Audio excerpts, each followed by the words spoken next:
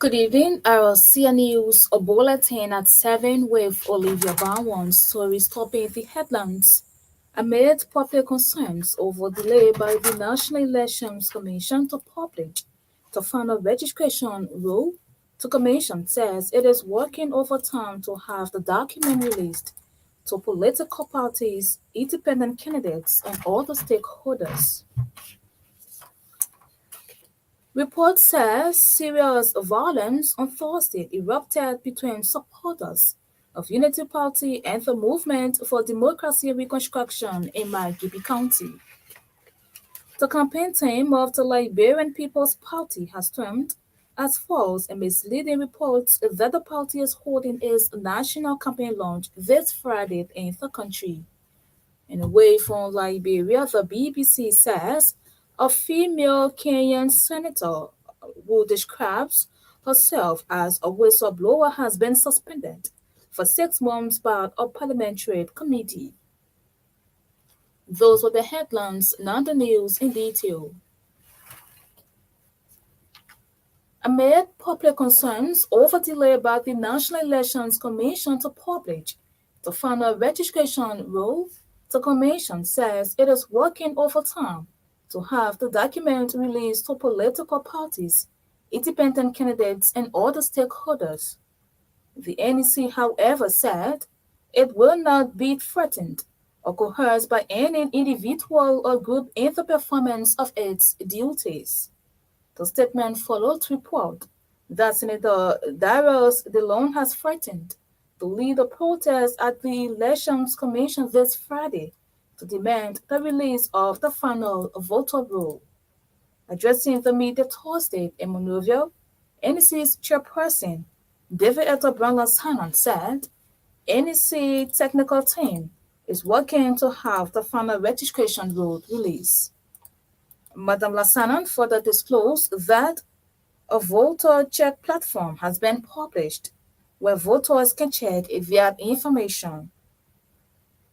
The NEC boss at the same time said, as of September 26, the National Elections Commission will begin a weekly press briefing on the status of the electoral process. Report says serious violence on Thursday erupted between supporters of Unity Party and the Movement for Democracy and Reconstruction in Marigibi County. The incident occurred during a campaign visit to District Number 1 by Unity Party's vice presidential candidate and MDI political leader Senator Jeremiah Coon. According to IRCA correspondent in Lower Marigibi County, Senator Coon was attending a program organized by Unity Party's candidate in Marigibi District Number 1, Victor Gaga. Our correspondent noted that the confusion started just before Senator Jeremiah Coon, who arrived at the program when supporters of George Pay, the candidate on the MDR's ticket, were prevented from entering the hall. The report has added that George Pay, who is running on the MDR's ticket, was not invited to the program, but he and his supporters later showed up, something that led to Victor Gaga's supporters stopping them from attending the program. Our correspondent, however, said the situation was later calmed by Unity Party's national campaign manager and Bonn County Senator Prince Moy.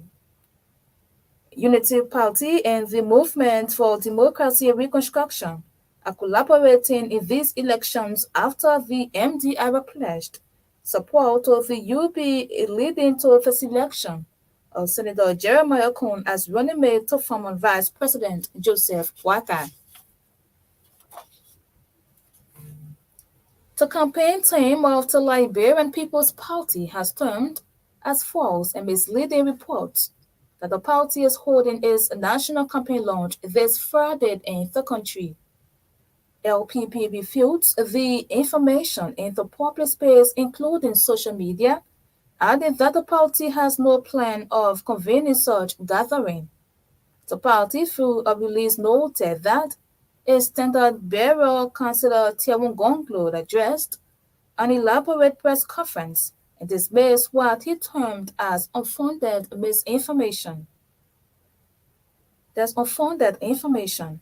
A release signed by the communication director and press secretary of the Gonglo Degbawolo's national campaign management team encouraged members and sympathizers not to give credence to said information. According to the release, the information is a scare tactics and cheap propaganda, noting that any information meant for the public will be channeled through to Liberian media. Civil society organizations and community-based organizations on policy reforms in Liberia say the government has been playing a lead-by role on the implementation of several law reform acts. The groups, in a press statement named the 2011 Education Reform Law, the Freedom of Information Law, the Revenue Sharing Law of 2022, the 2018 Local Government Act, and the 2018 Land Rights Act as areas with serious implementation gaps. The statement read by the Executive Director of the African Youth Peer Review Committee Executive Jeto Kinnan said, since the enactment of these legislations, there have been inadequate implementation and service delivery as provided by the Acts. The statement added that since the passage of the Education Reform Act of 2011, the desired and expected mandates have not been achieved. The CSOs and CBOs groupings are therefore calling on the government of Liberia and relevant stakeholders to urgently institute the requisite measures aimed at mitigating these challenges and gaps in implementing these laws.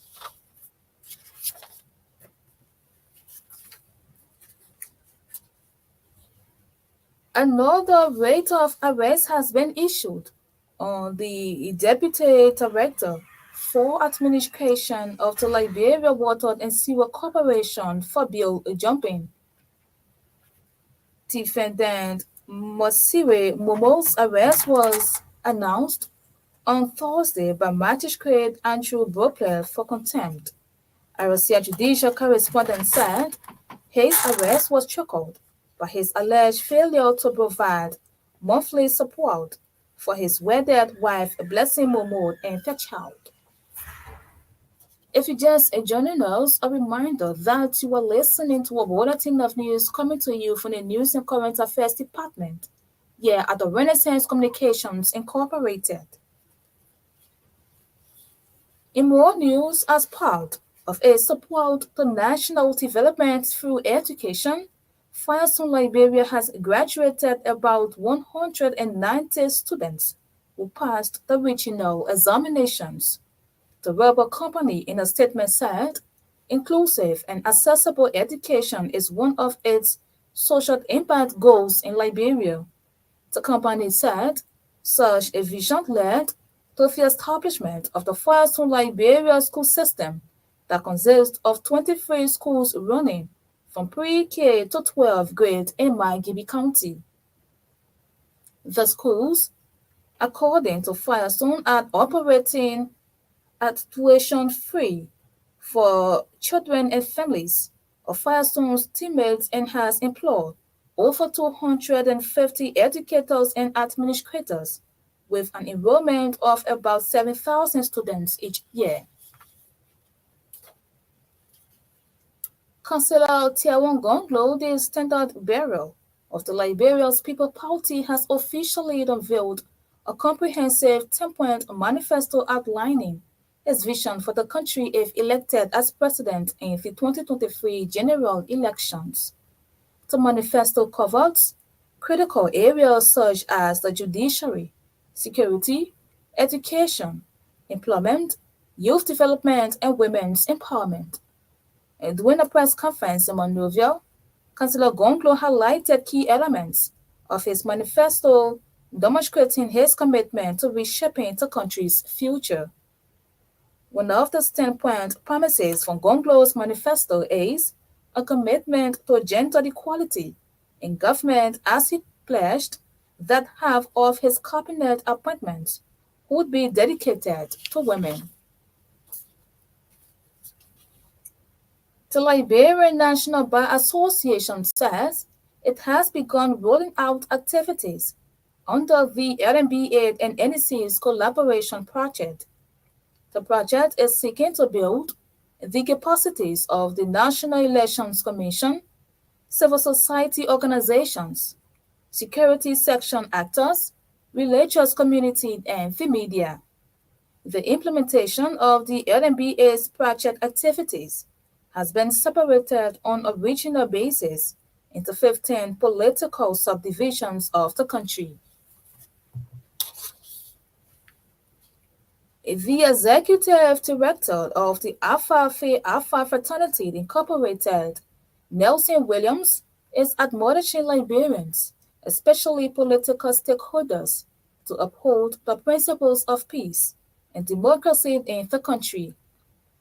T. Nelson Williams reminded Liberians of the sacrifices made by countless individuals in the pursuit of lasting peace. The Alpha Boss wants Liberians engage into open dialogue, promote tolerance, and reject violence in all forms, adding that through peaceful means, Liberians can address their differences and work on common goals. Away from Liberia, a female Kenyan senator who describes herself as a whistleblower has been suspended for 6 months by a parliamentary committee. Gloria Robert was hauled before the Powers and Privileges Committee for comments she made on Senate WhatsApp groups and out of press briefing alleging there was a culture in Parliament of favoritism, ethnic discrimination, bullying, and sexual harassment. She suggested that behind the scene, the only way to get things done was to offer kickbacks or sexual favors, which she refused to do. Her messages and complaints to colleagues were often accompanied by the hashtag no sex for work. But the committee said her accusations were unsubstantiated, and after her ban was over, she would have to apologize for her comments before being allowed back to work. To end this news program, a recap of the top stories. Amid public concerns over delay by the National Elections Commission to publish the final registration rule, the Commission says it is working overtime to have the document released to political parties, independent candidates, and other stakeholders. Report says serious violence on Thursday erupted between supporters of Unity Party and the Movement for Democracy and Reconstruction in Marigibi County.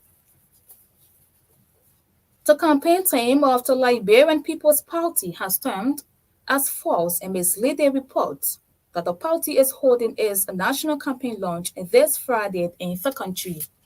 And away from Liberia, the BBC says a female Kenyan senator who describes herself as a whistleblower has been suspended for 6 months by a parliamentary committee. And that's RCI News Bulletin at 7. My name is Olivia Bauer. Good evening.